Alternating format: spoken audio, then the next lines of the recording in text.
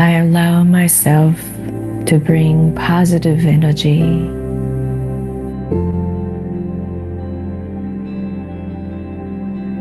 I allow myself to bring bright energy.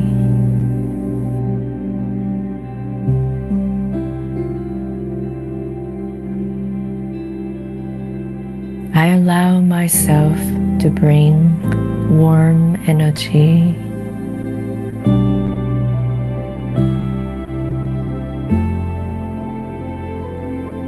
I allow myself to bring healing energy.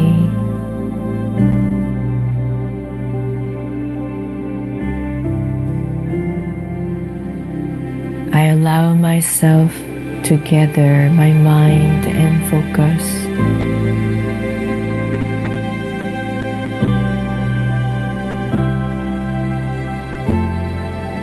I allow myself to heal my body.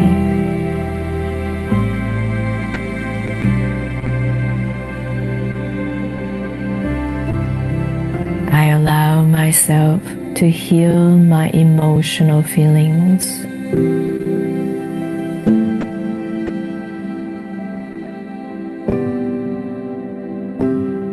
I allow myself to heal my negative belief.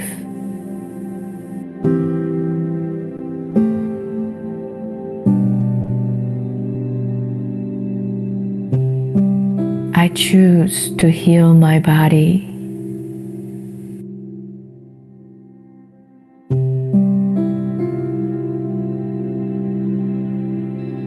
I choose to heal my emotional wound.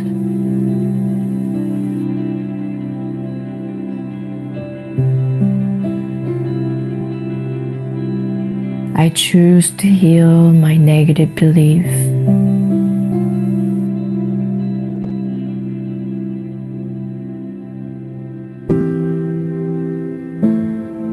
I choose to open my heart to myself.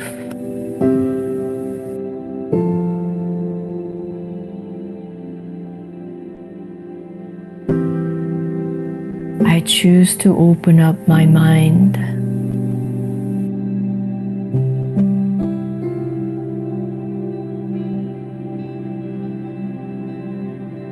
I choose to believe in myself.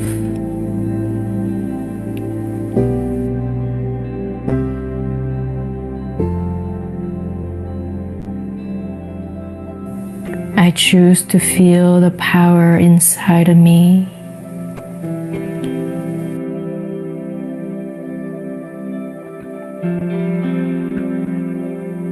I choose to change my energy.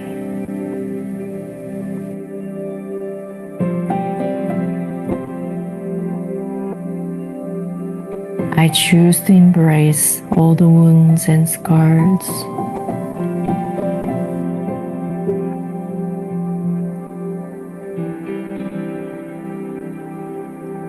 I choose to embrace all haters.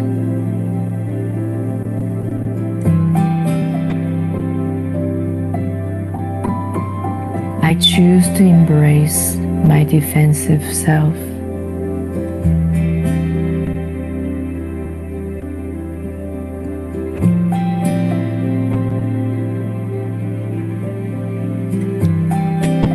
I choose to be free.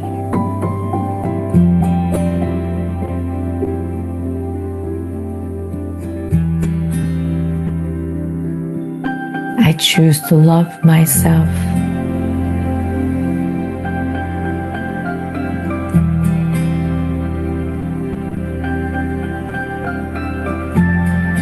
I choose to trust myself.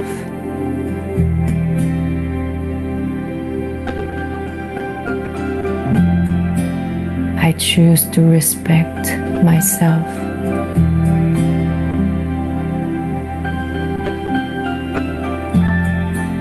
I am free. I am love. I am joy. I am powerful. I have have power to change my life.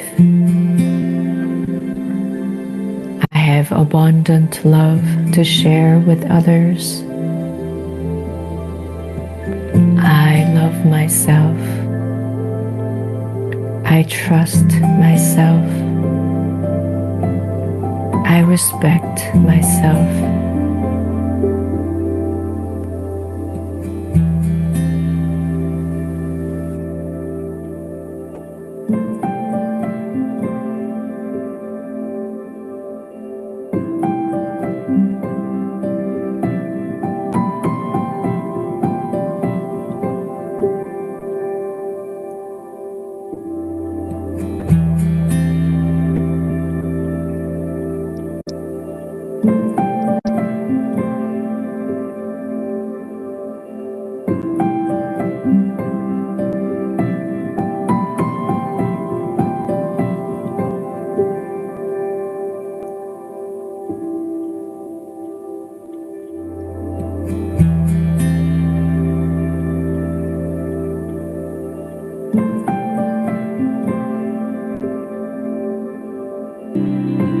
I allow myself to feel my body.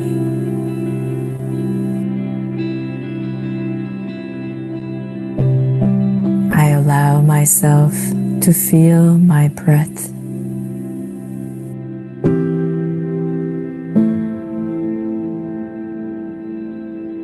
I allow myself to feel my feelings inside. I allow myself to feel any discomfort and pain.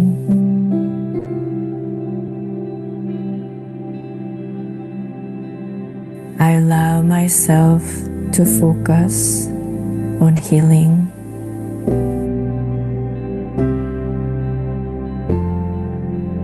I allow myself to breathe through the pain.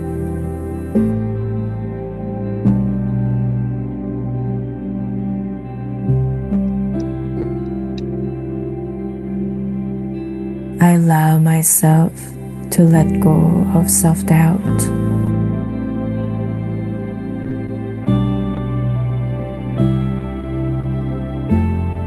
I allow myself to let go of worries.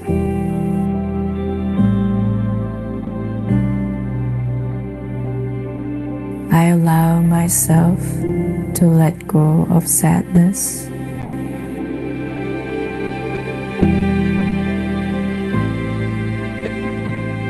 I allow myself to let go of judgment.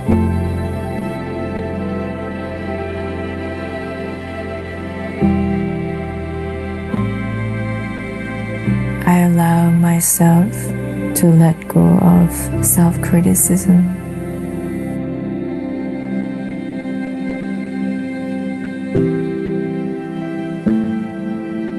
I allow myself to let go of negative belief.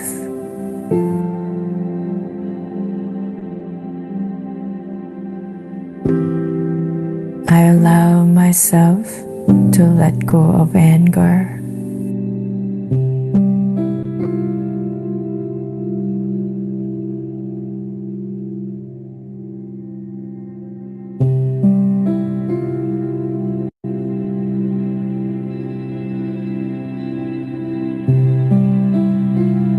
I allow myself to let go of anxiety.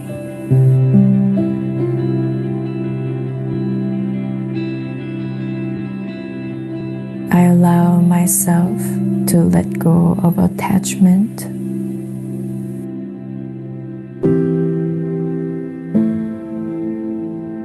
I allow myself to let go of fear.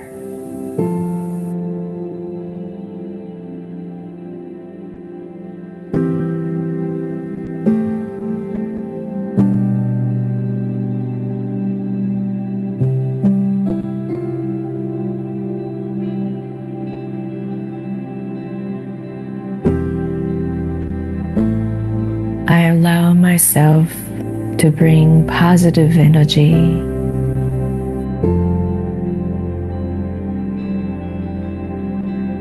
I allow myself to bring bright energy.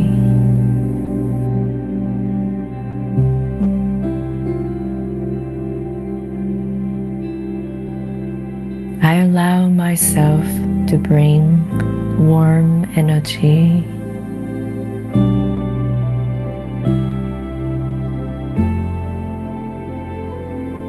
I allow myself to bring healing energy.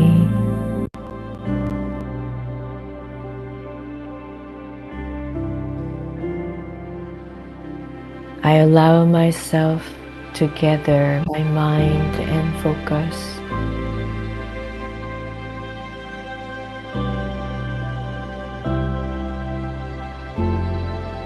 I allow myself to heal my body.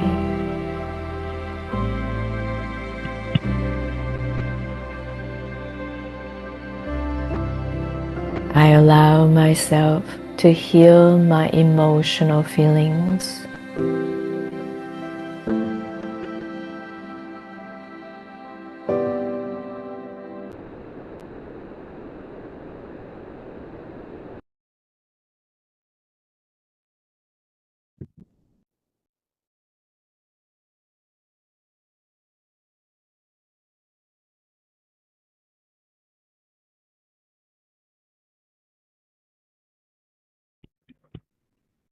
Hi everyone, very good evening.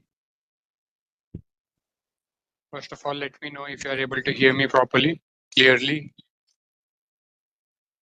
Do give me a yes or no on the chat box. Yes, we can hear you. Thank, Thanks, Rayansh. So, first of all, I would like to welcome you all to our session. So, welcome again to the third session on data analysis using Python. We'll be proceeding ahead with our today's agenda. But before that, does anybody has any questions, any clarifications, or anything they would want to talk about before we get started, or they would want to talk about something that was already covered in our previous sessions, something like that, anything of that sort? Please come up, unmute yourself, or mention on the chat box so that we are ensuring that everybody is aligned, everybody is able to absorb, and we are able to proceed ahead in the right manner.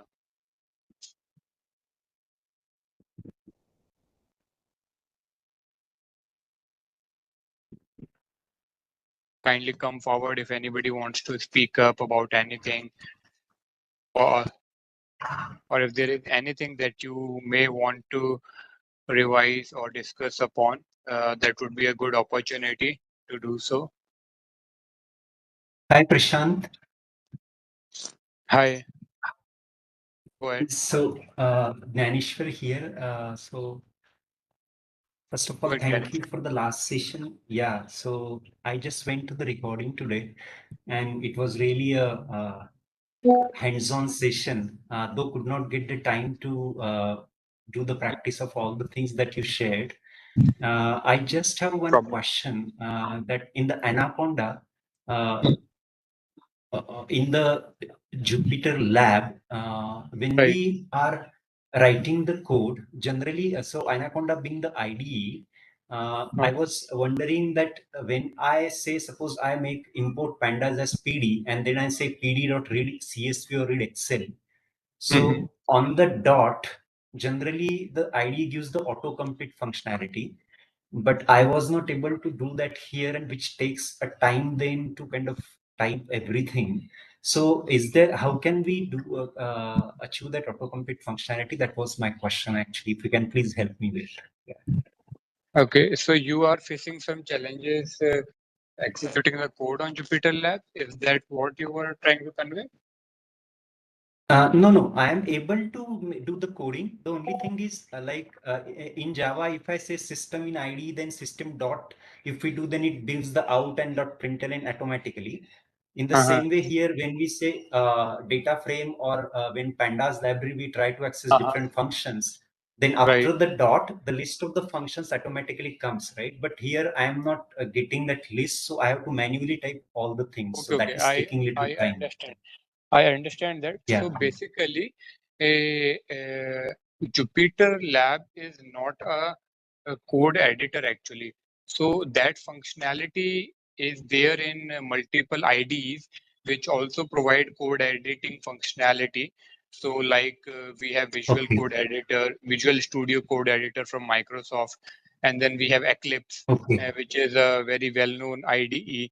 So such kind of Right. IDEs provide coding editors as well inside. So when you try to write a code, it basically gives you suggestions to autofill that code. What all potential functions that you could be trying to write off. So those give you suggestions. But since Jupyter Notebook is not exactly a code editor, it gives you a functionality to basically compatibly execute your code or in a parallel way to ensure that you're able to validate all your pieces of code in an serial manner. So that is the purpose of Jupyter. It is not exactly a code editor, but if you want to like leverage that functionality, I would request you to either use Microsoft's Visual Studio Code Editor. There, if you set up the environment for Python and all that, it would give you recommendations like you're expecting. But since that is not something a functionality of Jupyter Lab, so that might not suggest those suggestions as of now. Okay, Prashant. Thank you for this clarification. So if I understand it correctly, if I want to continue coding in Jupyter Lab, then I'll need to kind of remember the function names and manually type them kind of thing, right? Yeah, sort of. So you will Okay, have to somehow keep, like you have to remember what kind of functions are using, or you can copy your code by writing into some kind of code editor. Let's say Notepad++ is also one very good code editor that you can use for such cases. So you can copy your code from any code editor and then put it on the Jupyter Labs. So that is how also you can do. Yeah, this makes more sense. Yeah, perfect. So I can use even Notepad++ is easiest way to do it, and then I can copy paste it into the lab. Yes, perfect. Right. Yeah, thank you. Some But thanks for coming. extents you can load as well. I'm just posting a link. I haven't tried it as such, but I was just searching for it as well. So as Prashant was saying, it depends on the ID as well. So if you're using Visual Studio, it does allow it. If you want to try it in Anaconda, I haven't used it, but it may be worth trying this Hinterland plugin extension, so you can have the IntelliSense capability. Sure. Thank you, Dr. Mukesh, for this. Yeah. So thanks, Ganeshwar, for coming forward. Anybody else wants to speak about anything else? Do come forward if anybody wants to speak about around anything. Otherwise, we can get started. Okay, I seem silence means no. So let's get started with our today's session. So I had shared the data set on our WhatsApp group yesterday. Apologies, I delayed it. But then I had asked some of you to basically come up with potential questions or insights that we could target. So has anybody, I see some of the questions were posted. Thanks for that. But we'll get started with today's session and we'll look at some more potential insights that could be gained out of the data set. So I will share my screen. Just let me know once you are able to see my screen. Let me know if you are able to see my screen. So I might not be able to access the chat box now. So yeah, you can either give me an acknowledgement, or if you can also put on chat, but I think that will be notified me. Yeah, okay. Thanks for confirming, Riyansh. So let's do a quick recap. So on our day first, session 1, we saw how matplotlib can be helpful in visualizing data. So we tested around a couple of examples like these. and we tested how we could build basic graphs and add some content to our graph, edit around using the graphical functions, graphical methods available in Matplotlib. So this was with respect to Matplotlib that we explore around on our session 1. And in our session 2, we basically focused on using pandas and tabular data, and every tabular data in pandas is uh, called a data frame, which is a two-dimensional data, and if it is only a single-dimensional data, which is only into single dimension, it is known as series. So we explored a couple of, we did some experimentation around uh, pandas functions. We had our data set which had Olympics data of last 100 years. So we tried to figure out some of the important insights that we could pull out from those that huge data set, which had millions of rows, which had more than 2 lakhs of rows. So we tried to figure out data like which were the eldest players who participated, and then which were the youngest players which participated, and then we pulled out the sorted data. Then we identified countries. We identified how many medals had been distributed, which were the top country which had won the most of the medals, and which were the top 5 countries which won the top medals, top gold medals. We also tried to do some visualization for the medal count of those countries.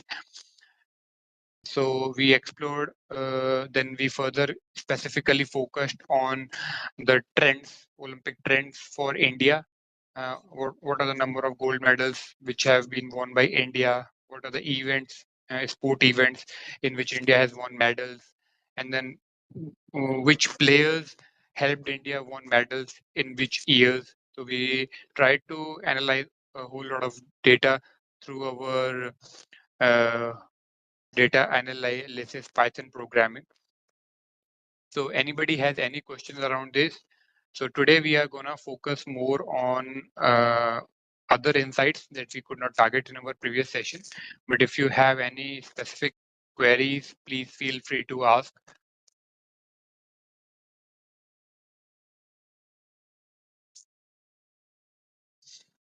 Okay, seems everybody is very much clear with all the concepts, so that is really good to know. So today we'll start like with Dr. Mukesh. So he would like to explain certain things initially during the session, some core concepts and some good things that will make you have a good understanding about a lot many data analysis concepts. So, Dr. Mukesh, would you want to start?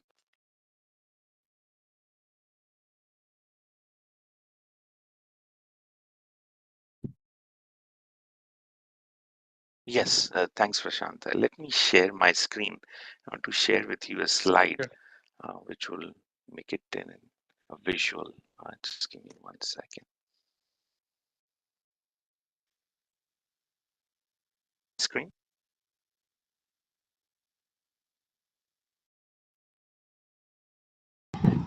Yes. And you can hear. Yes, we are able to see your screen, sir. Okay. What I wanted to cover today was the big picture. So when we say we are doing data analysis, we've talked in the few sessions, where does this data come from? But I wanted to put a visual because in IT, breadth is more important than depth. If you want to career your progression, IT career is more rewarding financially if you know little bit about everything instead of knowing everything about one thing.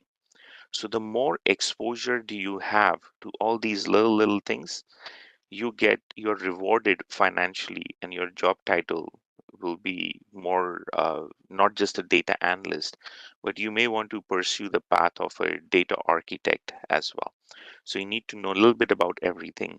So having that big picture gives you a better perspective and a view of what it is, that's something that you're doing. So in this case, we are doing data analysis, but in the big picture, where does data analysis fit in? We want to cover that today. So it's a little theoretical, but it's important theory to understand because it will make sense. So the way it works is, we in an organization, there are a lot of different types of data sources. So we are analyzing data, but where does this data come from? Where is this data stored? And how is this data analyzed and consumed? We want to understand the life cycle of data. So we'll start from the extreme side and see what are the data sources. So those data sources can typically be divided into three categories. One is your internal data sources. So within your organization, you have multiple lines of businesses, or you might have one business. Let's take a retail company. So in your retail company, you have, you've got your grocery division, you've got your retail articles that you're selling. So grocery is separate from retail, but it's still part of the same store. So you can have one line of business, which is groceries, one line of business, which is retail products. Like you might be selling toys, you might be selling books, and so on. So if you go in a supermarket, there are different sections. There's a catering section as well. So each of those is a line of business. Or if you're going in a bank, the bank is doing retail banking where you can not only deposit your cash and everything, but you have a mortgage department. So that department is a line of business because you're applying for a mortgage. Similarly, in insurance, you are applying for insurance. You could be applying for car insurance. That is one line of business. You could be applying for home insurance. That could be another line of business. Corresponding to each line of business, you'll have backend IT systems which are capturing those transactions. So I apply for car insurance. I have an application which collects my information about the car. It collects information about who I am, and it stores those details in some backend IT system. So that system, an IT system, has its own front end. It might have its own portal UI in which we allow the end user, the customer, or the member to enter information about themselves and about that insurance product. They hit the submit button. That information is captured from that screen and is stored in some database. So one IT system will provide you that functionality to capture all that transactional details. And then you may have subsequent details. You may want to file a claim. So you may go in the profile and say submit claim, and it will store all that information in the transactional system. Similarly, you might have a backend application which is collecting all that mortgage information and storing it in that backend system. Most of these IT systems, they'll have a front end where you have a portal where you're capturing all the information, and it will use some API and it will submit that information to some database. But there would be some third party software which you're installing on your on-premise data center servers, or you may using software as a service application. But essentially behind the scenes, it has a front tier, a presentation tier, which captures the information from the user, some integration tier, which takes that information from the user and puts it into the database. So that's what an IT system is. So you may have multiple IT systems in an organization, very typical. The way the IT industry has evolved is we tend to buy software instead of building our own. So early in the 2000s, Java was the default language. Then .NET came in 2001, and now you had the question of, I want to build my own IT system. Should I do it in .NET versus Java? And then more and more software started coming up. So if I want to manage my employees, previously I would just write code and build my own application. But now you've got software companies which sell HR management software. You have companies which sell finance software. So you do all the accounting and everything. So you don't write your code to do that because it's a lot cheaper that way. So now instead of writing our code and building our own system, we do a search and see what software to buy, or now instead of buying, renting it as well. to provide that backend capability. So that becomes your IT data sources. So many times, you'll have a HR backend system or a human capital management system. If you are in the insurance industry, you'll have a claim adjudication system. The most common one in retail or anything which uses supply chain. So retail, you have a warehouse, and then you are sending that warehouse to the store, and then you have an online portal for shopping as well. So all that comes under the category of ERP, Enterprise Resource Planning. So if you hear the word SAP, Oracle E-Business Suite, Lawson ERP, different kinds of companies selling that capability called ERP. So if you're in the retail domain, you should know what is ERP. When I say you should know what is ERP, even high level enough, you need to be able to talk about it for 2 to 5 minutes to clear the interview. Rest you can learn on the job, and plenty of YouTube videos to explain what is ERP. So you'll have a finance system, you'll have a customer management, and so on. I've just listed some of it as well. But essentially, there are multiple backend IT systems, some on-prem, some we could be renting it on the internet as a software as a service application. Salesforce, we conducted Salesforce trainings a few months back. Salesforce is an example of CRM, customer relationship management, where you're storing all the interaction about the customer in that system. How is it and why is it related with data analysis?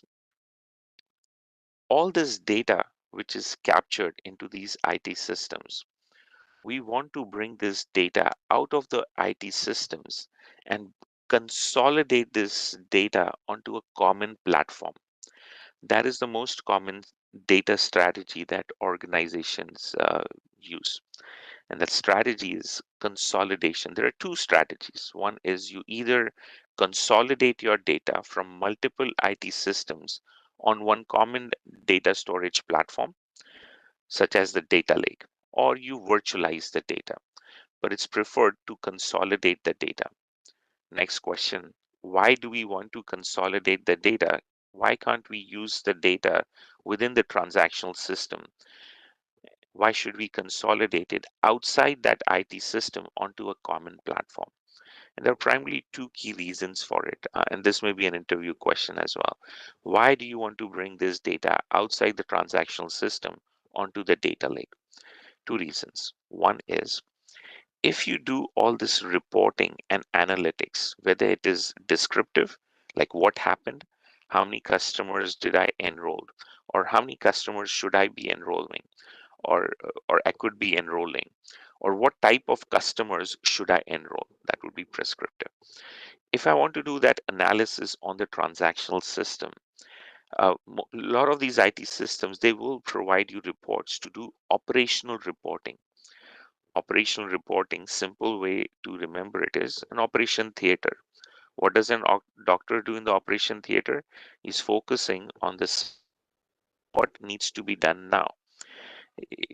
The doctor in the operation theater is not going to study and tell the patient, why did you smoke so much that I have to do a lung operation? No, he's focusing on what needs to be done now, right? He's focusing on what happened 2 weeks back, so he's able to do the surgery, right? He's not doing all that analysis. Why did the person smoke and all that? That is not important. What happened in the past, so he can do the surgery now. Is his blood pressure okay? Everything okay? So operational details. So similarly, operational reporting, did my customers get all the products that they were trying to purchase? How many mortgage applications did I process in last 2 weeks or in last quarter? That is all operational reporting or descriptive reporting, focusing on what happened recently, what happened in the past, but the past is more recent.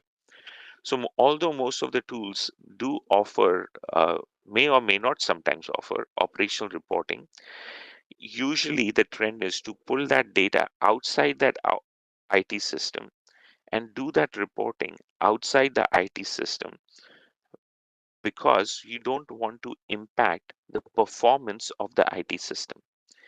Why operational reporting would impact the performance of the IT system? because anytime you're doing reporting, it is running a query on your data in the backend system. Every time you run query on the backend system, it's consuming some CPU cycles. If you do more and more reporting throughout the day, ultimately it starts impacting system performance because you are doing other things than what this transactional system was doing, which is doing transactional data. What is a transaction? Customer submits that submit button. That information goes from the front end portal UI onto that database. You're retrieving information. Your IT system's core capabilities to perform some transaction, some operation. So if you're doing other things like reporting on it, you need to add more infrastructure and capacity. Every time you add more infrastructure and capacity, your licensing cost will be impacted because now you need more hardware. If it's software as a service, sometimes you have these governance limits on what you can do, whether it's AWS or Salesforce. So there are limits on what you can do. So you may want to pull the data outside of that IT system so you don't either hit those limits if it's a SaaS, software as a service capability, or you don't unnecessarily want to add the infrastructure and have additional higher licensing cost, because your licensing cost is based on how many servers are you using, how many CPU cores you're using. That's one reason. Second reason is many times you want to join the data across these multiple IT systems. So I not only want to know how many mortgage applications I processed, I want to create a 360-degree view of my customer. I want to know what is this customer done, what kind of business this customer has done with me. Did they apply for a mortgage? Did they make any deposits? Did they do any online shopping, which I send them as a voucher code? Did my customer buy any insurance product from the bank as such? I want to know everything that the customer did. So if it's a high valued customer, I can give them more offers, or I can tell them what in something in the past, but they are not doing it. I can bias them or prompt them to do something. In order to do that, there is a need to join the data across multiple IT systems.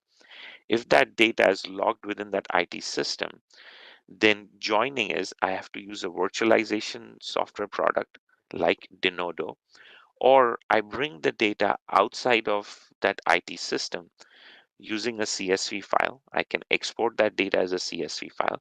Then I can analyze the data by joining it in Notebook, and I can start answering questions. What type of business is this customer doing with this organization? So if I want to do that analysis of the data, I have to join the data where each system is exporting that data onto this platform. The most common platform is Data Lake. In the past, what we did was we used to bring this data out of the IT system for operational reporting. We would publish this data onto another platform called Operational Data Store, ODS. So operational data store would have a replica of this data in real time, or you would use an enterprise service bus to push this data out of this IT system onto another server, another database, and we call that as a system, and we give the name operational data store. In simple words, it's a data store or a database where you can bring in data in near real time from that IT system, so you can do operational reporting of it, because that solves one of the two problems where I don't want to impact system performance. So I got data out of the IT system and I put it in the operational data store. Problem solved. I don't have to, I'm still providing additional infrastructure because I put a provision for a server on that ODS, but I didn't have to pay the licensing cost. I can do my reporting and define my own reports and create those reports using Power BI or Tableau, pointing to that database in that operational data store. So ODS solved one problem, but that is only operational report. I want historical reporting or analytics as well. What is happening to my customer in the past 5 years? What is my percentage growth of customers in the past 5 years? So we covered we derive insights from information, and information we gather from data. So what my customer purchased is data. They purchased $200 worth of goods. That is a data point. Information is that my customer has been consistently purchasing products in the last 1 year, and the average cost of the purchase is $100. That is information which I gathered by analyzing those data points. Insights could be that given the trend that my customers be purchasing $100 worth of products in the past 5 years, and the inflation is going up, the next year the customer could be purchasing $120 worth of product, and I could even predict what type of purchases the customer can make. That comes all under the part of data analysis. So now I have an ODS. I need another store which I can do predictive analytics, and I can be able to do all this prescriptive analysis as well. Now, if I do all this under the operational data store, I have to add more capacity, and the purpose of operational data store was more operation, what happened in 3 months, and not what happened in the last 5 years. What difference does it make? This is the granularity of the data. When I need to know what happened in the 3 months, I need to have all the detailed attributes of the data to know where the customer purchased what. Did they purchase it in the store? Did they purchase it online? Did they purchase, which state did they make that purchase? I will store all those details because my backend transactional is capturing that data. One of the other advantages pulling the data out of the transactional system and improving the system performances, I don't need to store all this data for the past 5 years and 10 years in the transactional system. Because if my transactional system is doing reads and writes, for it to be highly performant, every time it's inserting a record in 10 years worth of data, let's say in 10 terabytes, and if I'm doing a read, even though I'm doing indexing, I'm searching for that one record in 10 years worth of record. But I don't need to if I'm just keeping last 2 years of record. If I need that 5 years of record, and primarily I need it only for analytics purpose, let's bring that 5 years data out of the transactional system on some other platform.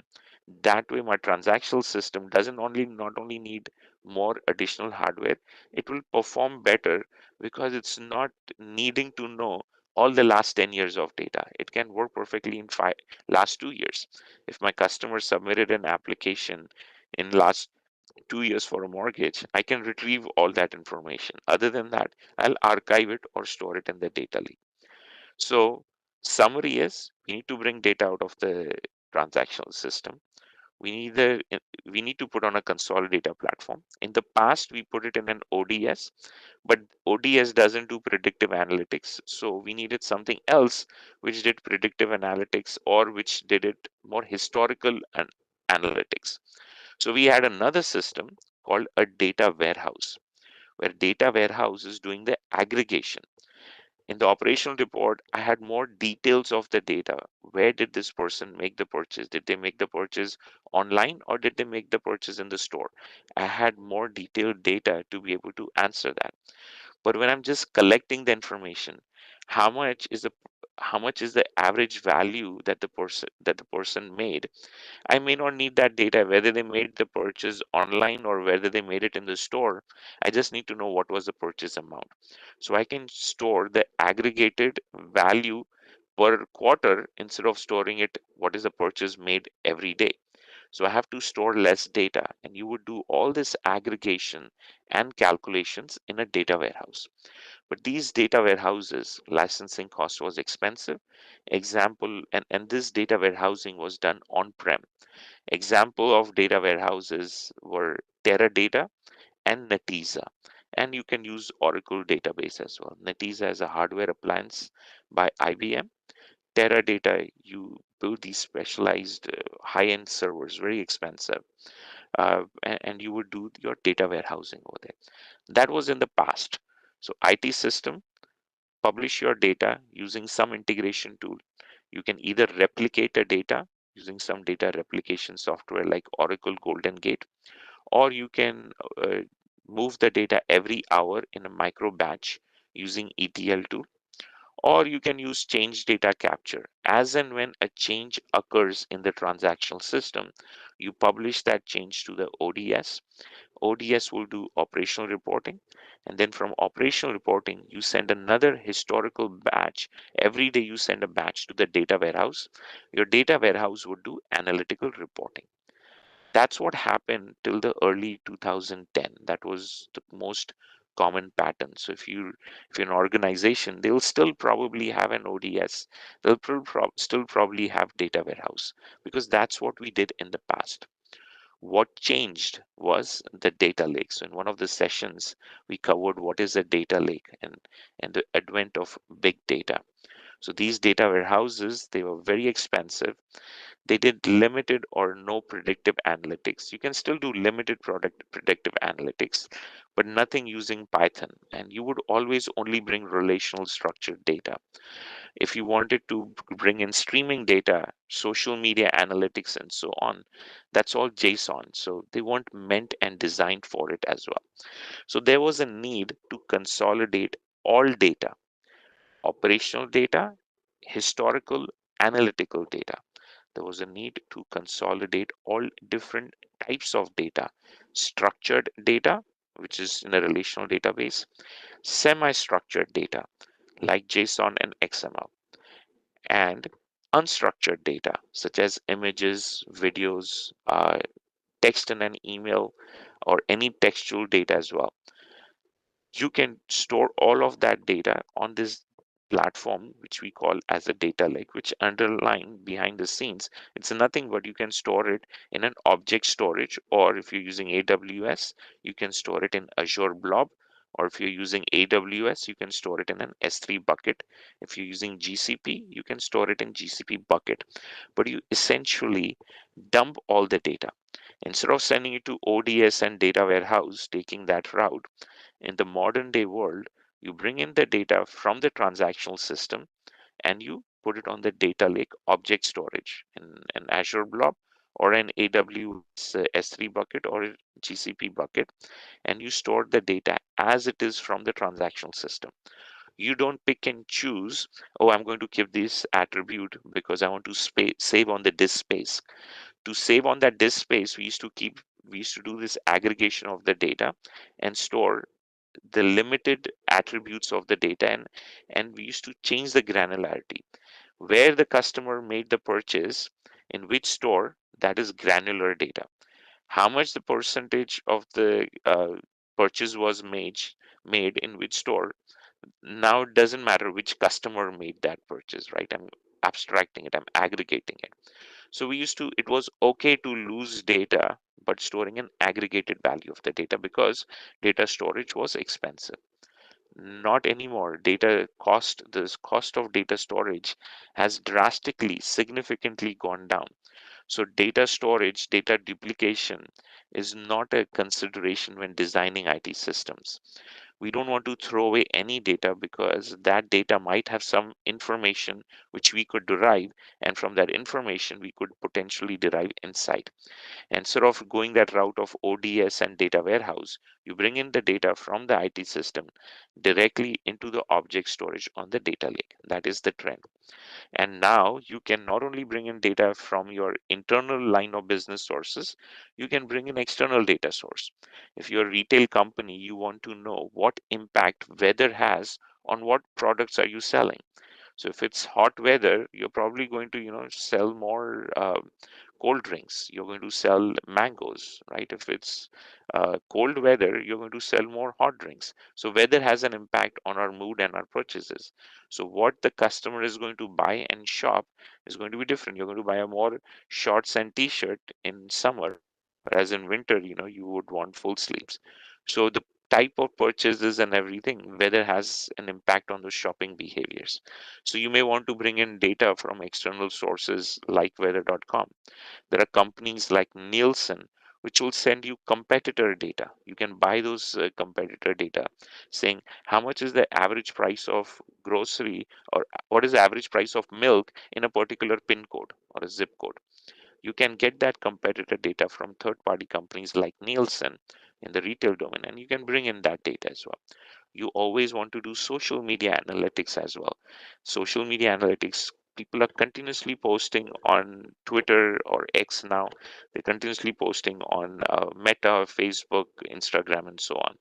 You want to analyze that and say, which of my customers are not happy with me and they're posting bad press about me. So you want to do customer sentiment analysis.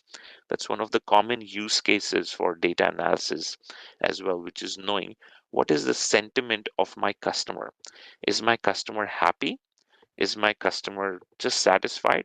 Or is my customer not satisfied and angry with me?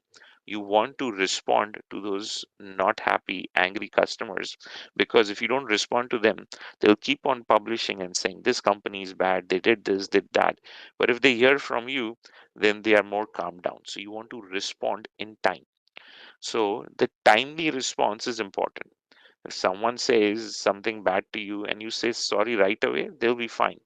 But if you tell them sorry after 2 months, that sorry doesn't matter. Similarly, if a customer is angry, you're responding to their social media post after 2 months, that response is irrelevant because you've lost that essence of time. So the timely response is more important than the actual response, which means when you are collecting all this data, you want to process this data in a timely fashion. If you do it in a batch mode and if you process it even after 1 day, it may not be relevant. The damage is already done. So you want to reduce the data latency when you are processing the data. So you have different data integration tools to bring in data from all the different data sources and publish it over here. Right? I'll take a pause over here. Any questions so far? Because it's a lot of information, so I'm sure it takes time to grasp it, but want to make sure you're all with me on what I've covered so far. Mukesh, can I say something? Yes, please. Yeah, so yes, as you rightly said that it's a little overwhelming for sure, but just trying to summarize the understanding so that you can correct. So we started with this bigger picture of when we talk about data analysis, but what exactly is the bigger picture? So we started with the data sources, and you talked about some internal data sources, and these internal data sources come to the IT systems, and IT systems then send this data coming from the different sources to the backend systems. And that backend system, you initially explained about the operational data store, wherein the data gets stored, but it does not have the capability of doing a lot of historic data analysis. So then you talked about data warehouse, the second option, where the aggregation and calculations can be done, and it's on premise and very heavily expensive. And then I guess to mitigate that, you talked about the data lakes, wherein we can have all the types of data, means operational data, historical data, analytical data, structured data, even the data coming from the streaming sources, different streaming sources. And then we can have that data lake kind of a platform for that. This is what I tried to infer so far. No, So you summarized it extremely well, and you'll have the recording as well, because this information will make you more confident, and you'll get used to the buzzwords. But you summarized it extremely well. Thank you for doing that. Yeah. So old style of the data was, the data pipeline was, you move the data from the IT system, and that IT system, that data, the IT system has multiple servers in it, which comprise together as an IT system. It has one server for the front end. It has one server which is exposing those APIs, and then one server which has the backend database. And then from that database, in the old way, you would bring that data to ODS, then from ODS to data warehouse. The new way, you bring the data from the transactional backend system, from the database into the data lake. So very well said. Any other Thank you. questions so far? I have the rest half part to cover now, but I want to make sure you're all following till here. And if it's overwhelming, don't worry, you'll have the recording. You can ask me questions next week as well, but I want to make sure you understand where all this data is coming from.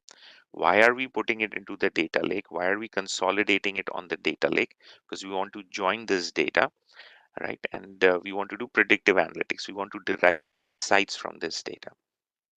Okay. So how do we bring this data to the data lake? There are different ways you can do it. The most common way is change data capture. Why change data capture is the most common way? Because it helps you minimize the data latency. Data latency, in simple words, means the data lag between the time at which this information was created and the time by which it got over here. If I have a batch field, right, if I have a batch process and I'm doing this in batch, I'm saying I'll bring in data from this backend database belonging to an IT system, and I use an ETL tool. Like ETL tool example would be Informatica Power Systems, right? Most common ETL tool. You could be using Talent. If you're on the cloud, you would be using AWS Data Glue. If you're on Azure, you'll be using Azure Data Factory. Many times they use a lot of these buzzwords. You're using a data fabric, which could be a collection of multiple tools which allow you and make it easier for you to ingest data, right? Just like how we digest food, we ingest data from multiple data sources onto the data lake. So you can be using any of these tools. Most common is use a change data capture tool. Most of the databases nowadays have the inbuilt native capability that as and when a change occurs, it will trigger and tell you these 10 records have changed in the last 1 minute, or these 2 records have changed in the last 1 second. It will publish those changed records, that entire row of that data, as a JSON object, and it will publish it to a messaging platform like Kafka. And then from Kafka, you bring it, you subscribe to that data on Kafka, and you bring it onto the data lake. I know I'm throwing a lot of buzzwords, but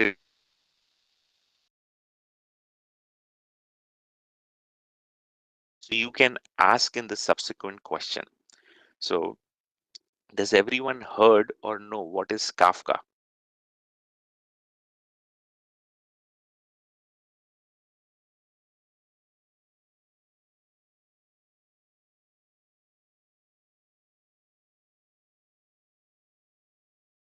Okay, I'm not able to see the chat window, so I'm assuming you guys know what is Kafka. We are not aware, No. sir. If you can please elaborate. Okay. So everyone should know, if you're planning a career in IT, you should know what is Kafka. You should know what is APIs. I also mentioned APIs. I'm assuming everyone knows what is an API, application programming interface. Is there anyone on the call who doesn't know what is an API? And I'll digress and I'll explain what is an API, and I'll explain what is Kafka, the concept behind Kafka. But let me even take a step back, because I'm making a lot of assumptions. So I want to make sure you are following everything. Is there anyone on the call who doesn't know what's an API? Please use the microphone, because I'm not able to see the chat window. I'm on full screen.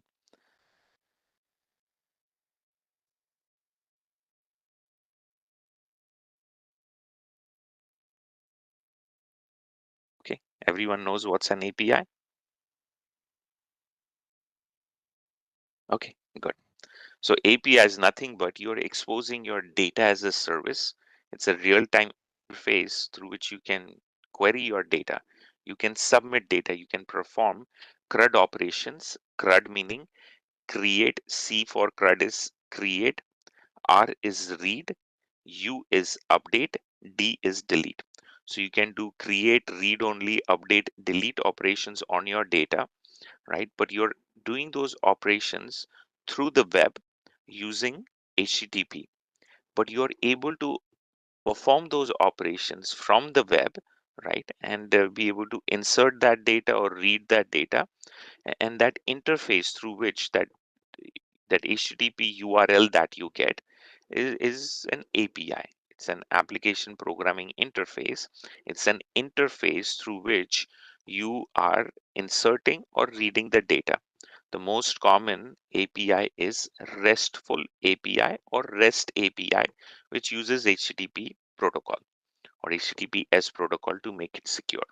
In the past, before REST, we had SOAP, Simple Object Access Protocol, which was using submitting XML data over HTTPS. Now it's more JSON, it's more lightweight. So all your mobile apps, they're using RESTful API.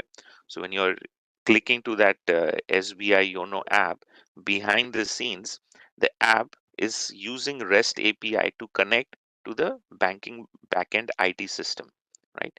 When you're using your HSBC app, the app is using REST API to retrieve your account information from that API, which is exposed by the backend IT system. That is what an API is. When you go to Make My Trip is making API calls to multiple airlines to get the fare for you, to show you the comparative fare in a tabular format. But how does it know what is the cost of the fare from Mumbai to Delhi for Air India? It's making an API call to Air India. It's making an API call to Indigo. It's making an API call to SpiceJet, which retrieves the fare from their database, because SpiceJet is providing that API endpoint. Yeah, that is what an API is. Because you'll see that I have an API gateway where if I'm consolidating all my data onto this data platform, can I use it as a data hub, and I can have an API gateway which is exposing that data as a service, or I can potentially sell that data as a service to my customers. So that's one important concept. What is an API? The other concept is the concept of publish and subscribe, right? It's always easier to remember these concepts if you can relate to them in our day-to-day activities, right? Like operational data. Remember operational data, operation theater. What's happening in very recently. Similarly, publish and subscribe. The most simplest, easiest way to remember is radio station. When you're driving and you're driving in a car, you're tuning to radio station 96.1. All the information that is being published by the radio tower, you are able to listen. You are subscribing to that channel. Whoever subscribes to that channel listens to whatever content is published on that frequency 96.1, right? I don't want I don't want to listen to that song. I'll just shut off the radio, or I'll change the frequency and I'll listen to something else. Very simple. But what is the concept? You are publishing information. Whoever wants it, you are subscribing to that information. You all know how that works. That concept is very relevant in IT, and especially to data. So my customer made a mortgage application. My backend system captured that information. Using change data capture, it published that information that this customer is trying to applying for a mortgage. Whoever needs this information can subscribe to this information like a radio channel, but instead of a radio channel frequency 96.1, you have a topic. The topic could be mortgage application. Whoever wants to get information about who are the mortgage applicants, they can subscribe to that topic and get that information. So if you want to easily share information in near real time across your IT organization, you can use the publish subscribe mechanism where you're publishing data on a particular topic, and you've got multiple IT systems which are consuming that data and get a copy of that information. One of the recipients of that copy of that information could be a data lake. So Kafka is the most common tool in the IT industry. Almost every company uses, where you're publishing data onto Kafka.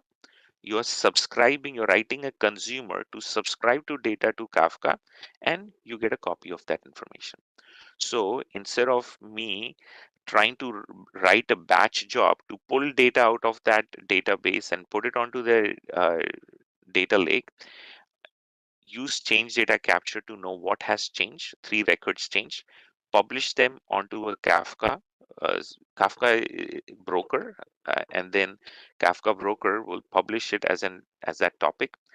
You, as a subscriber, you write code to say, okay, anytime anything which has the topic mortgage application, I want a copy of it. You would have a consumer which will subscribe to that Kafka broker topic, retrieve that information, write it to the data lake. That's what Kafka does. We call it as the pub sub mechanism.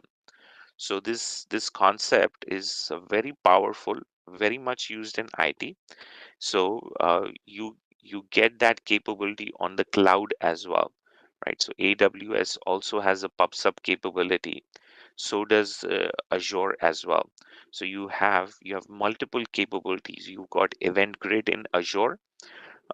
On AWS also similar, same with GCP as well. But the capabilities pops up. Is everyone clear with the concept of how information is broadcasted and what Kafka does?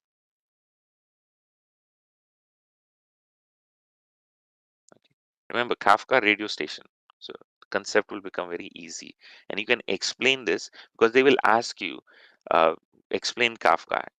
It's very challenging to explain, but if you use this radio station example, they will know that you've understood the concept. The interviewer will feel confident that you've not only understood the concept, but you explain to them in an easy to understand manner.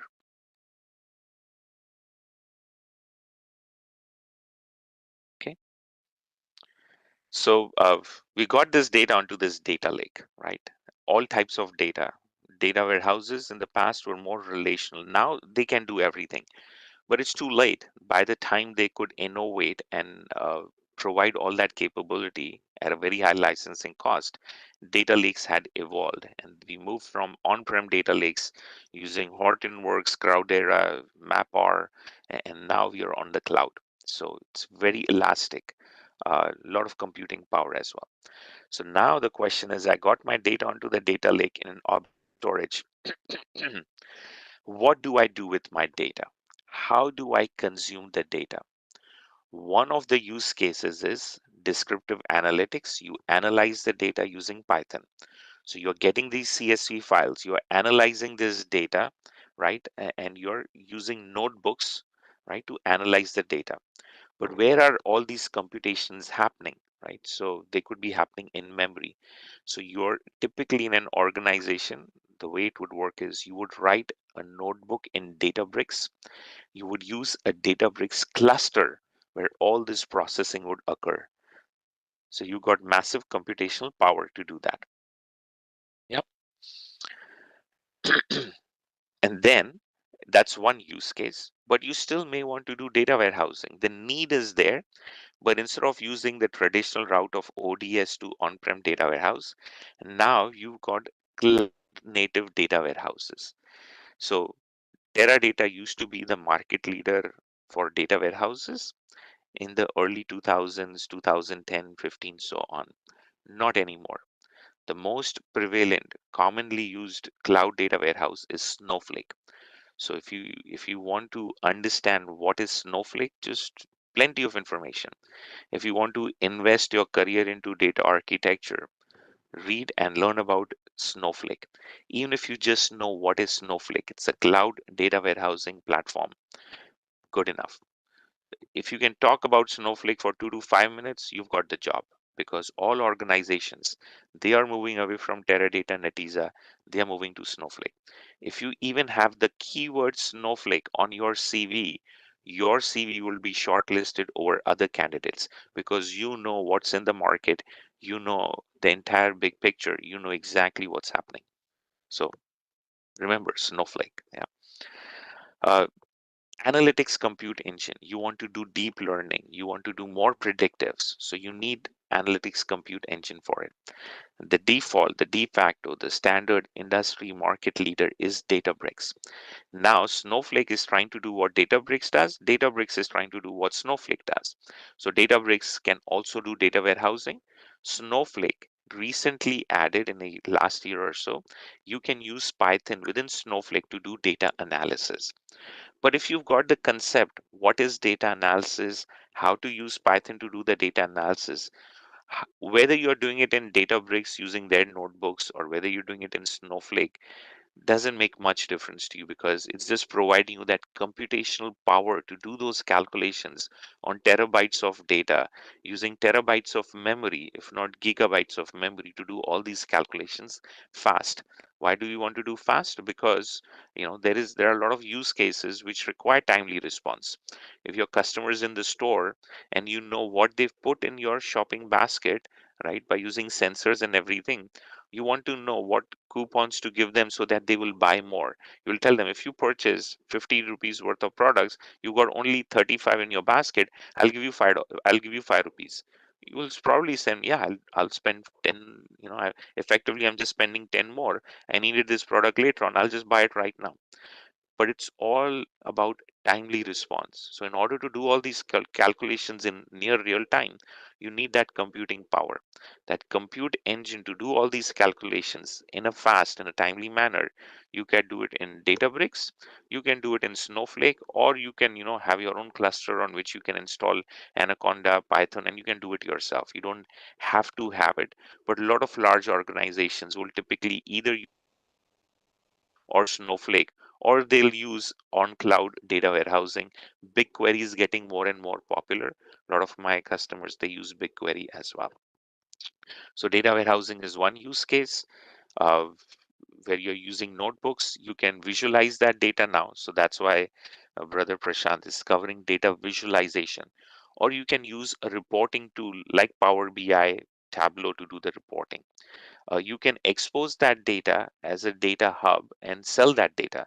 So there's something called as data monetization, where like what Nielsen does, it's selling your data and to other customers. You can sell your data, you can provide API interfaces, you can search on that data, you can have downstream applications consuming that data as well. So you are doing all those calculations to be able to do that, uh, to maximize the value of your data. And then this could be on prem, but typically the trend is to do it on the cloud. You want to make sure you're governing the data using data catalogs. Governance of data is, what is this data, who accessed it, when did they access it, what does this data mean, what is a data dictionary, and you've got a deployment process to do it. So if I were to map products, so you got social media data, Facebook, Twitter, so on. You could be using Talend, or you could be using Airflow, you could use Click as your change data capture, Kafka as your messaging.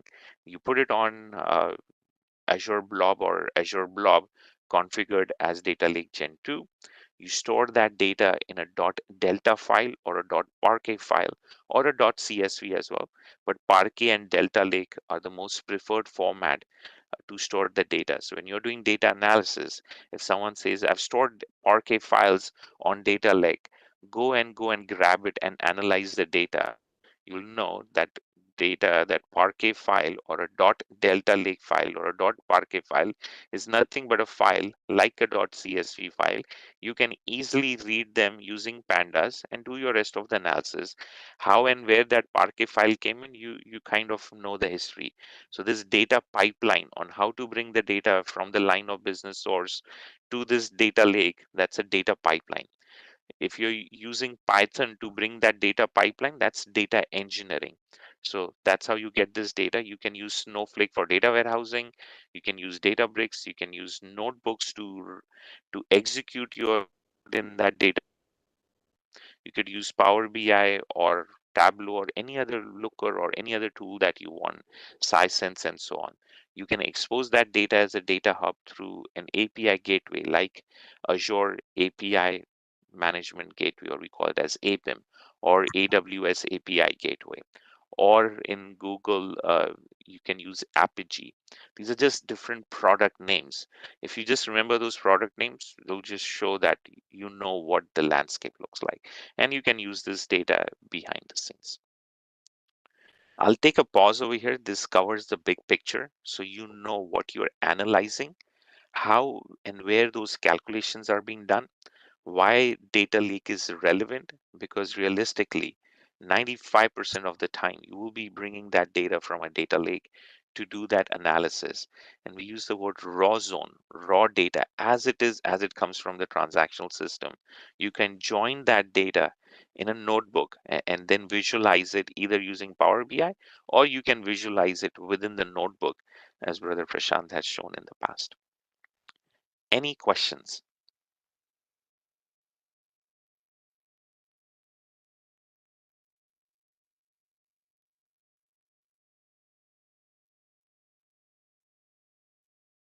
Dr. Mukesh, sorry, but I have a few questions. If nobody, yeah.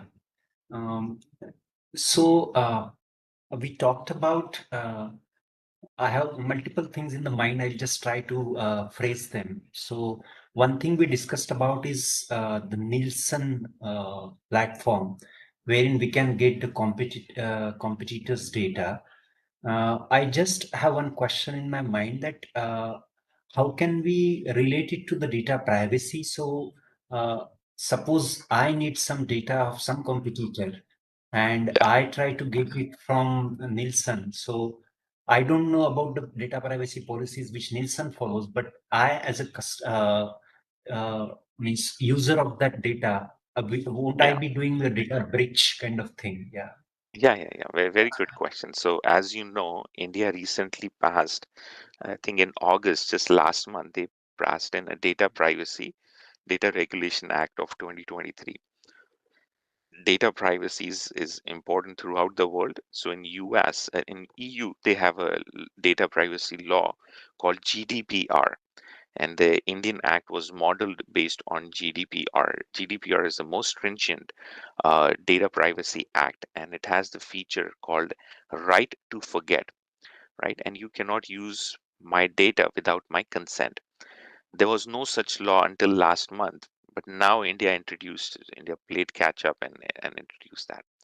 What that means is that if you don't give your consent, then the organization cannot use your data. Now, keep in mind, they cannot use your data, which ties that data back to you. So I made a application, I consented. Usually, now what you'll start seeing is whenever you sign up, there will be a legal verbiage which will say, I am giving consent. If you don't give the consent, you cannot even sign up. So Right. they're going to force you now to get your consent so that they can sell this data. That's one way. Good organizations, ethical organizations will give you the option of saying, yes, I'm still going to use your portal, but I'm not consenting of selling that data to third party sources, right? Because without that consent, legally now they cannot sell that data. Yeah. However, there's a trick. Uh, they can sell your data without your information in it. So they can still sell your data without your consent as long as it doesn't have any PII, personal identifiable information in it. So when I'm submitting for my mortgage application, I'm putting in my income, my employer name, I'm putting my first name, last name, my address, all the details. All of that is personal identifiable information because it identifies who am I, where am I staying, who's my employer, what is my salary, and so on. So you have to de-identify that data. You remove those attributes which can be traced back that record saying this record belongs to this individual, right? Then you can sell that data. So if I remove or instead of saying this is my first name last name, I just put 123, or I obfuscate the data. I pseudo anonymize it. Instead of your real name, first name, I put just some fictitious name. Instead of your age being 45, I put 43 or 48. So it's a similar age group, but not the exact age. I'm not putting date of birth, but I'm just putting the age as of today. So I can still sell the data as that individual data cannot be traced back to the individual. Now that can be very challenging as well. So you have to make sure there's no data leakage at all. Because in US, right, there's a very good well-known case published on the internet. You can read it. Brad Pitt took a taxi from New York, one of the streets in New York, and paid in cash, thinking that no one can trace that back, and identified him that such a big film star would take a taxi and pay in cash. Why he paid in cash? He didn't want to use a credit card, because if he pays in credit card, then you can tie it back as well. Yet they were able to identify that specific record, which so the New York taxi record was published on the internet. Someone did the data analysis and said this particular taxi ride was done by Brad Pitt. How did they know that?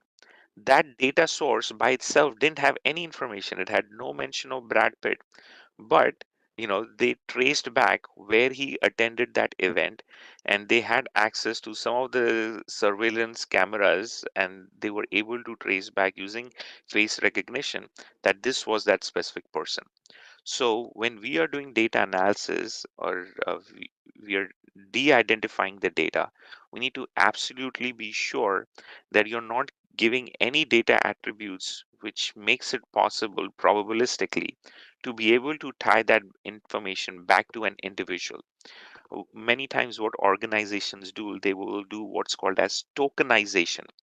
There are products in the market like DataVant, we use, and there are a lot of other products.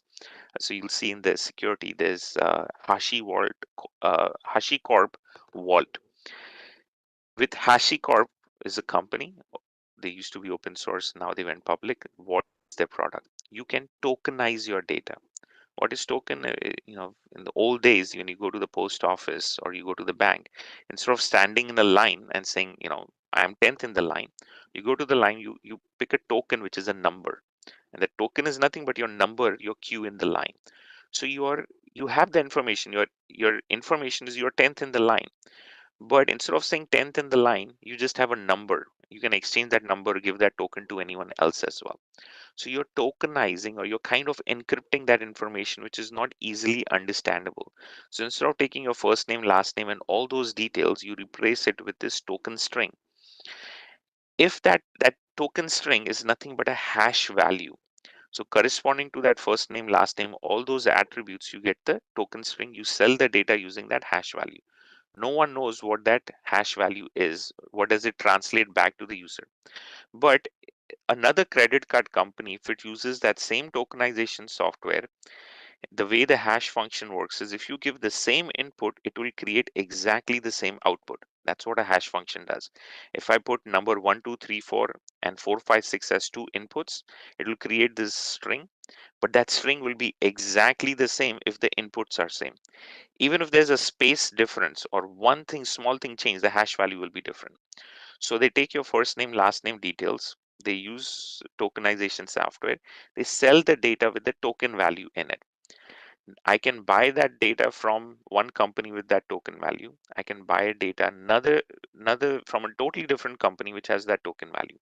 If they use the same software to tokenize it, now I can join that data based on that token value.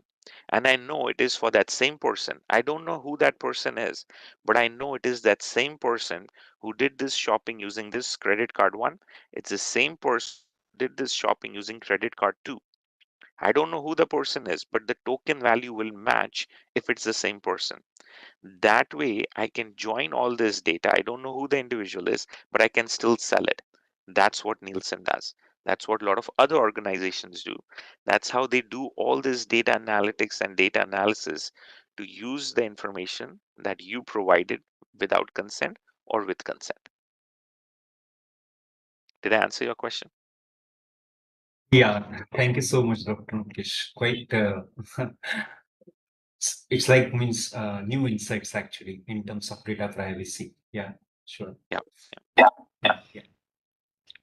Okay. Any other questions? Otherwise, we'll see if Sister Raki can share with us a mind empowerment technique. One more question, Dr. Mukesh, if you allow me Yes. to ask. Yeah, so Sure. this data architecture, definitely we will need to go through the recording once again to make more sense out of it. So it's the first slide where you give a kind of general picture, and the second slide you have given the names of tools as well in that specific section like produce, organize, analyze, and consume. And when I was listening to the last recording, you talked about data science platforms. So, I mean, all these things and having the knowledge of all these things, digesting them and then getting into the data analysis, it may be a overwhelming thing or it may take some amount of time. But that data science platforms, if I understand it correctly, and please correct me, that data science platform will make it easy for us to just kind of get all these things done through that platform only through some tools. That's something I'm just trying to understand. Yeah, yes and no. The key capability of the data science platform is that it's instead of you writing all these predictive algorithms, and one of the sessions we covered, right? There's linear regression, there's deep learning, there are a lot of different algorithms. Instead of you writing those algorithms, you can do drag and drop. So you can do self-service AI, where you don't have to do a lot of coding. You can just drag and drop and create these AI ML pipelines.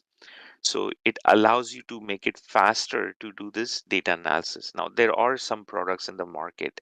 So example of data science workbench is Data IQ, most popular. There are others like Domo as well. Uh, but essentially what you're doing is you're still using the data on the data lake. You know, you're connecting to the data lake as a data source. You're still using the algorithm. You're visualizing within the tool. There's a new concept in data architecture called data mesh. There's a product called Starburst. With Starburst, what Starburst and what the concept of data mesh is that not all organizations have brought all the data to the data lake. That's what they want to do, but it takes time. They need to have the budget to, not all companies have CDC capabilities. So it takes time. So what it says is, you want to analyze the data, but you don't have all the data on a data lake. You have only a small percentage of the data in the data lake. So use a tool like Starbust or use data virtualization tool in which you're virtualizing your data source. So you're thinking, oh, all my data is one place, but actually it's not. You have these data source connectors. You're virtualizing the data, you're modeling the data, and you're doing the analytics within that platform to be able to do the analytics, whether it's descriptive or predictive. So there are more and more tools coming in the market which allow you to, which don't limit that your data should be in the data lake. You can pull your data from the transactional system. But the whole reason why we started this journey of data lake was that you want to make sure your transactional system is not impacted. So if you're virtualizing it, that problem still remains. If you're going to bring in heavy loads, large volumes of data, that problem still persists. So yes, you can do data virtualization. You can use Starbust. You can use these virtual data sources. You can use Alteryx is another data discovery tool, but you're still putting load on the transactional system, which can have impact on your performance system. So that's the limitation. Thank you, Dr. Mukesh. And the last thing is about this last two rows about infrastructure, governance, security, and DevOps. This is like the infrastructure which supports all the things that we discussed. Is that the case? Yes. So if you have it on prem, then most of the time you should know what are containers and what is Kubernetes. That's a separate topic by itself. But I'm just throwing out these words so you know what all you need to know to be able to get a high paying IT job. Our purpose of training is not for you to get a job. Our purpose for you to not just be a data analyst. We want you to be the best data analyst. We don't want you to get a job. We want you to get the best job.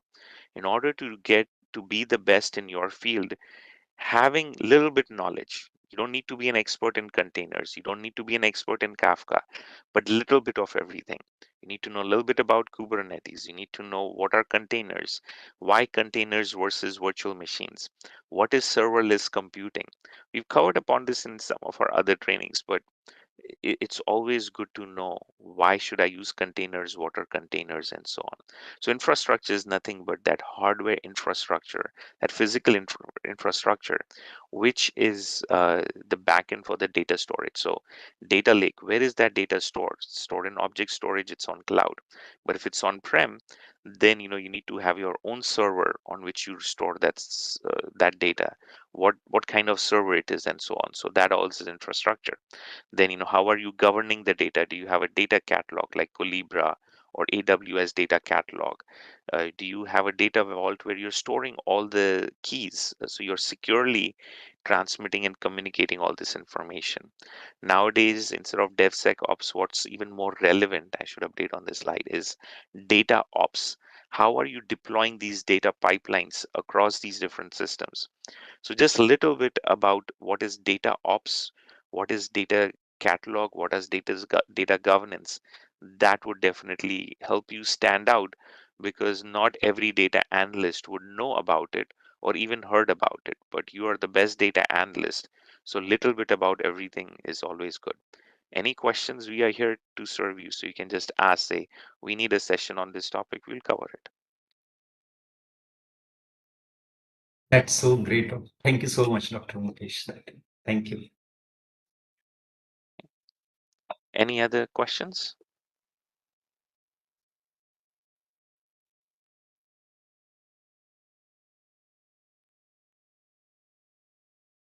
I think there were some chat questions. Let me make sure I answered those. Is trading apps or web servers which APIs? Yes. So there's something called as a web socket as well, where they're just publishing that information. So in a REST API, you have to request, you get a response. But if you're just publishing, broadcasting information, then instead of an API, we use what's called as a web socket.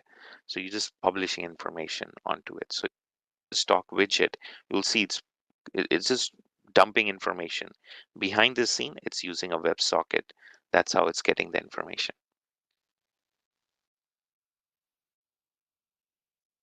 Okay. Let's see, is Sister Raki there? Otherwise, we can share a mind relaxation technique.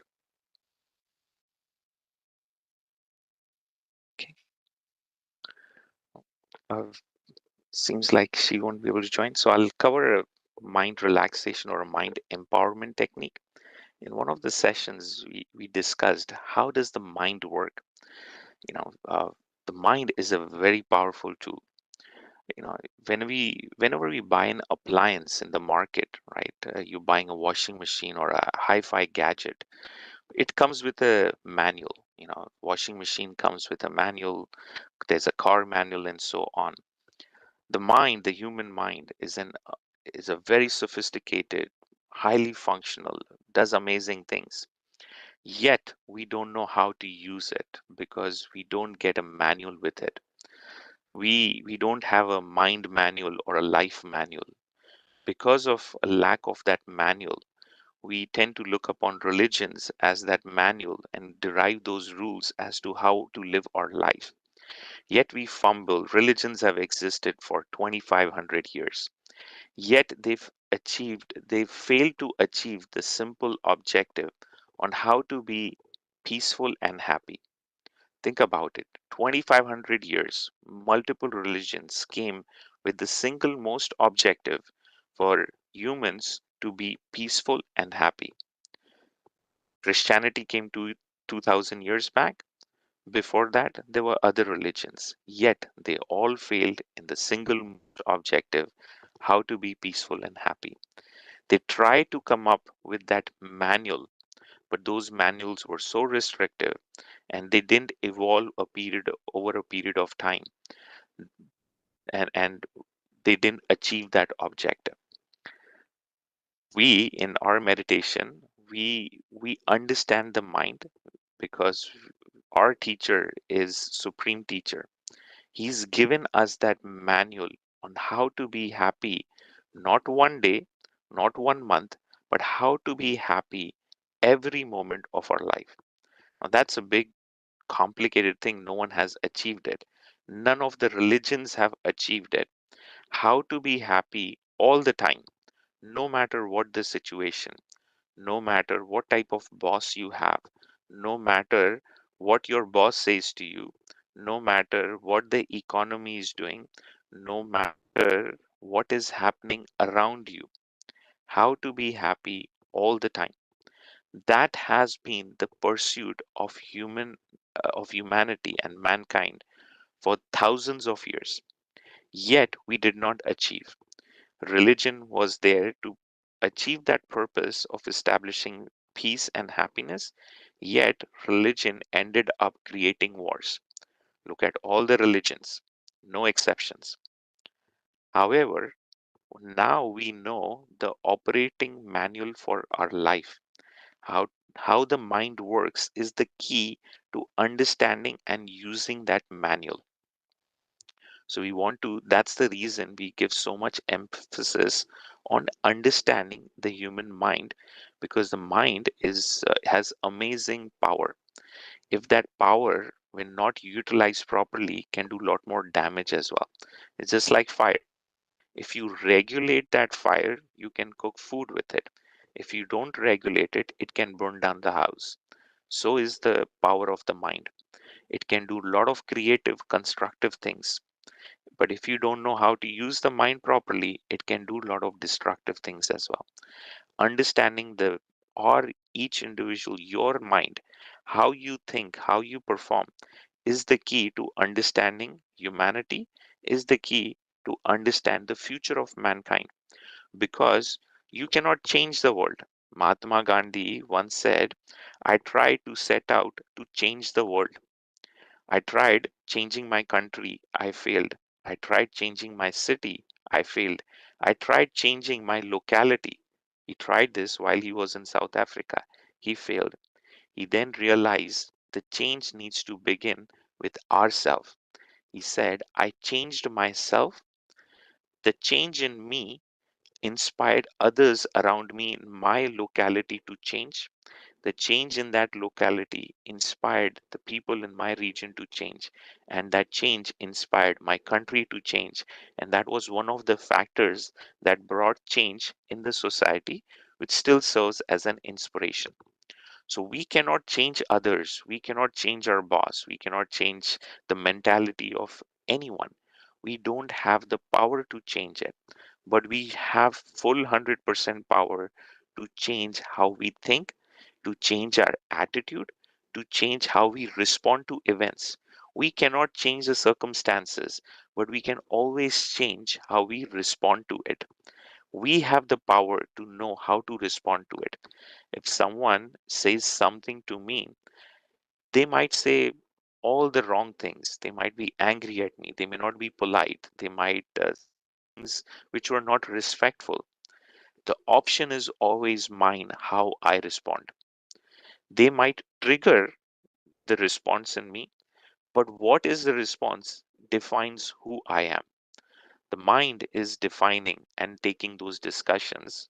My soul is making that decision maker. I am the decision maker each and every moment of what I need to do. People might be instigating me, circumstances may want to stimulate me to do something, but every moment I am the decision maker. Accepting this fact is the first step to mind control, where you're not controlling mind of others, but you are in full control of yourself. Because once you are full control of yourself, you can achieve that state where you're constantly happy. Because what's not making you happy are these external circumstances and your own habits, your past experiences, those memories, your old habits of constantly being negative or saying this doesn't work or this person, these impressions that we have other people, and how we respond to circumstances and events is what's making us unhappy. If we know how to respond to those events, then happiness is a natural state, love is a natural state, peace is a natural state of the soul. Why does everyone want to be happy? Why does everyone want to be loved? Why does everyone want to be peaceful and experience peace? Because that's all natural to us. We don't have to do anything what is natural to us. We are naturally happy. We are naturally peaceful. We are naturally loving. Now you'll say that doesn't make sense. Take example of a newborn child, right? Most of them, I wouldn't say all, but you'll see the newborn child, it's naturally loving. It's not making any judgment. This person is bad, this person is not bad. Whoever holds that child experiences love. When you hold the child, you automatically smile. The child didn't do anything. It brought you into that natural state. It made you realize and you felt in that natural state of being peaceful, happy, and loved. That's an indicator, that's a proof by itself that happiness, peace, and love is a natural state. When we are not in that natural state, we do anything, everything to be in that natural state. We want to be loved because being loved is our natural state. We want to be happy all the time because happiness is our natural state. So the question is how to be in that natural state all the time. A simple way to describe it is the moment we are soul conscious, we are in that natural state. The moment we are in body conscious, we are within the limits of the body. And the root causes of taking that natural state away from us is body consciousness. With body consciousness come the five vices, the most prominent being ego. I did this. I got this job. I succeeded this. I made this much money. I built this house. I bought this car. This I limits you into what is the duration of this body. That duration, that limitness of this body brings in fear, anxiety as well, because the body has limited time duration. The soul is immortal. It's not living for that limited time duration of the body. Yes, you bought that house, but who gave you the intelligence to do that house? You'll say, I worked hard for it. Yes, you worked hard for it, but who was empowering you and giving you that capability of the mind? Why is it that one person remembers more, one person remembers less? You'll say, well, my brain is like that. Why is your brain just like that? When God created, He created everything equal.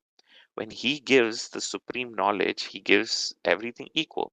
Just the same way, when a teacher is explaining in the class, the teacher is not giving any partial extra lessons to the students. He's explaining the same way in the class, yet some of the students they score 100%, some score only 10%, some score 40%. It is up to the student how we utilize that knowledge. Same way, how we use this knowledge results in some being smart, some being less smart, some being very smart. But what is the source of all this knowledge? It's the supreme intelligence. We call it as the Supreme Father. Some call it as Godfather. Some call it as Allah. But it's that point of light, which is the ocean of knowledge, which is the ocean of love, which is the ocean of peace. So when we pray to God and we ask to God, we we get more of that peace and knowledge and love. If you ask God, I want a Mercedes Benz car, and you pray for it, you're not going to get it because God says, I don't manufacture Benz or BMW. I don't sell that. You are asking someone for something, he doesn't have that.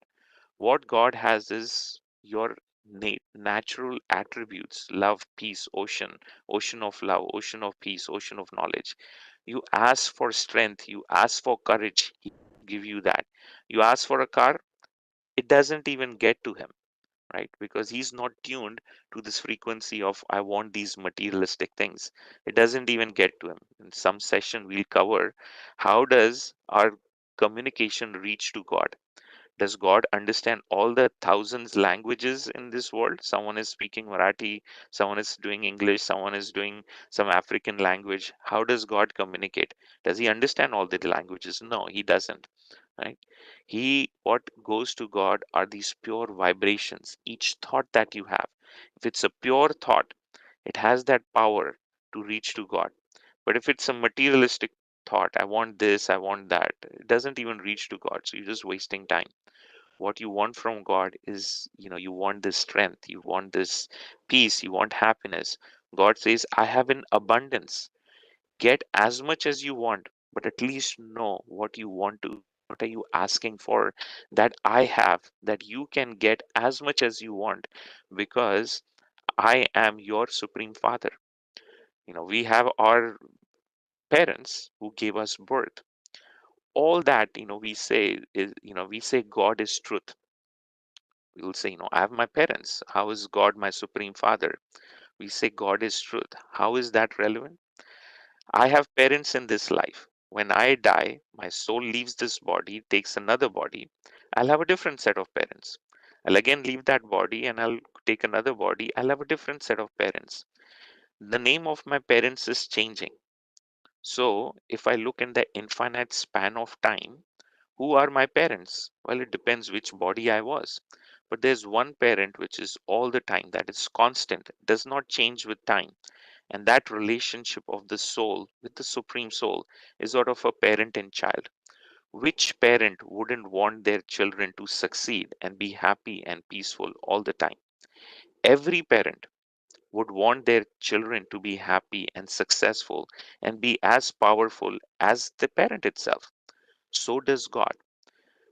God wants every child on this world to be happy, peaceful, prosperous. But we don't know how to connect to God. We don't understand how to use the mind. We don't have that operating manual of life. And as a result, we keep searching, and we don't know how to use this powerful mind, and we feel sorrow and distress. So the key to that is understand the mind, and the soul is nothing but it has three departments: mind, intellect, habits, or sanskars. Everything that happens in the mind is a thought. It starts with a thought. You see something, creates a thought. You remember something, it creates a thought. We practiced this last time. Create a happy memory. Instantly, you are happy. The state of the mind is directly proportional to the quality and that thought. You create a godly thought that I want to help others. Instantly, a different energy fills you up, because that thought is not just for you, it is for others. It has that energy and the power to take you and do things that you thought you wouldn't be able to do it. Try it out. I might say all these things, but it is for you to try it. The one who tries it will benefits it, right? So the mind, it starts with a thought, then is the intellect, which is the judge. It makes that decision. Your boss said angry words to you, it creates the thought, who is he to tell me? I'm going to respond back. This, it's, you feel hurt, you get those thoughts. But the decision maker is the intellect. Your mind will take the decision saying, that that soul, that boss, he maybe he's a frustrating day. He's not meeting his goals. He's got things to do. But that has nothing to do with you. It's okay for him to criticize, but you know you did the right thing. So you have to forgive him and say it's okay. You know, he's frustrated with all of you. He's frustrated with all his employees, or even if he's just frustrated with you, because even if you didn't do wrong, it's okay, forgive him. The one who forgives is more powerful than the one who responds in that situations. Just forgive him. So in this example, you took the higher ground and you forgive him silently. You don't have to say it in words that I forgive you. Boss won't like it either. You're just saying it in words. I forgive you. What is the outcome? You are going to be peaceful. This person will keep talking, blah, blah, blah, blah, blah. You listen it. Someone is throwing garbage, is giving you garbage. You throw garbage out. Don't keep within you. Boss is going to say all these things. It's okay. You are more powerful than your boss at that moment. You just give him forgiveness and you move on as if nothing happened. Try it out. It takes a lot of patience and courage to do it. It takes a lot of practice. It doesn't happen in one day, where someone is telling you things and you listen for 2 minutes, 5 minutes, 6 minutes, you'll be like, okay, now I'm going to talk for 10 minutes. The human mind is just accustomed to it. You just got used to it. But if you want to be that change bearer, if you want society to change, you want the country to change, you want the world to change, that change starts with you. That change starts from you today itself. Don't wait till tomorrow. When Ramayana ended, Lakshman went to Ravan. Ram said to Lakshman, go to Ravan and ask him, what is the most important lesson of your life? because Ravan was a Shiv Bhakt, right? He was a devotee of Lord Shiva, and he had a lot of knowledge. So Lakshman went to Ravan and said, of all the things that have happened in your life, what is the lesson for me? What can I learn from your life? And Ravan said one thing. He said, whenever you want to do good things, do it right there, right that moment itself. Whenever you want to do things that are unholy, you want to do bad things, leave it for tomorrow. Because tomorrow something else will happen and you'll probably forget. But good things, don't leave it till tomorrow, because if you leave it till tomorrow, then again, few things will come up and you'll forget.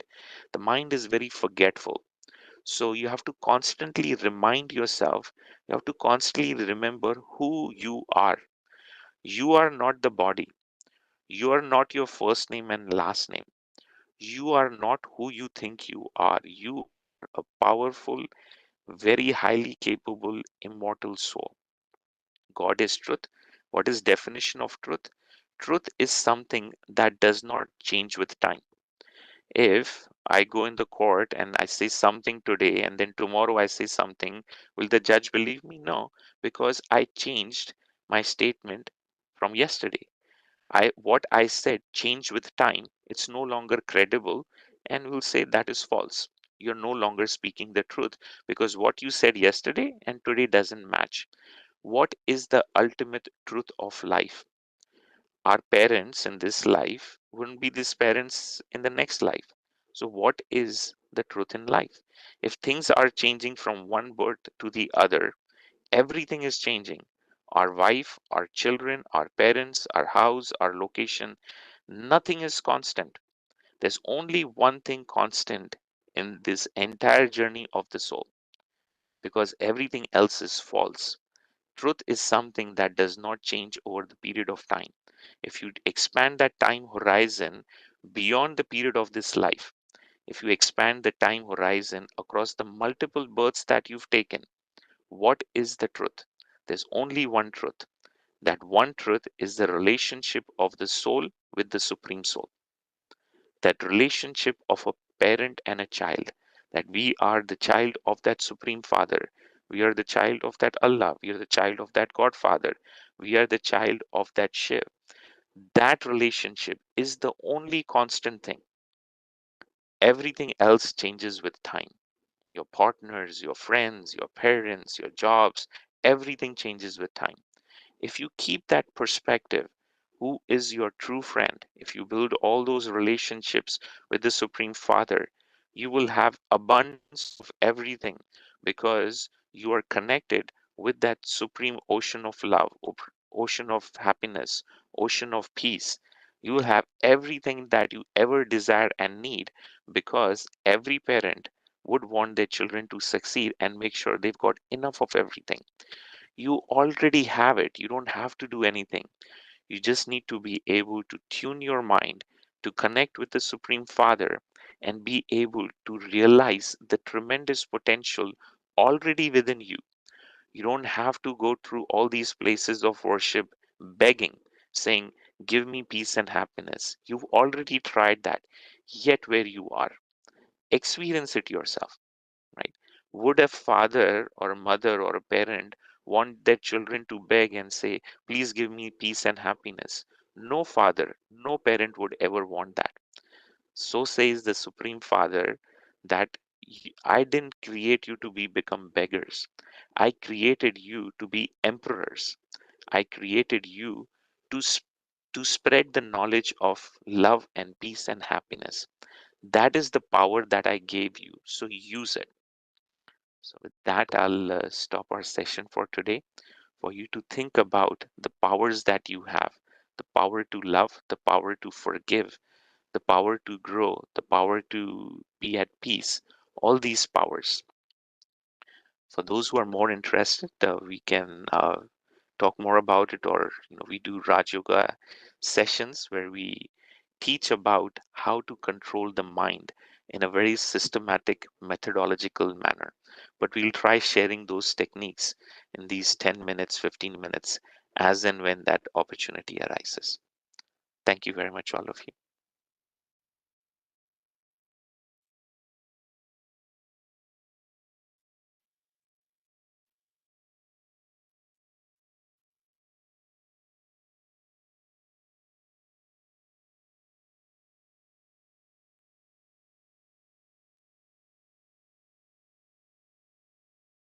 Someone had a question? You had raised a hand?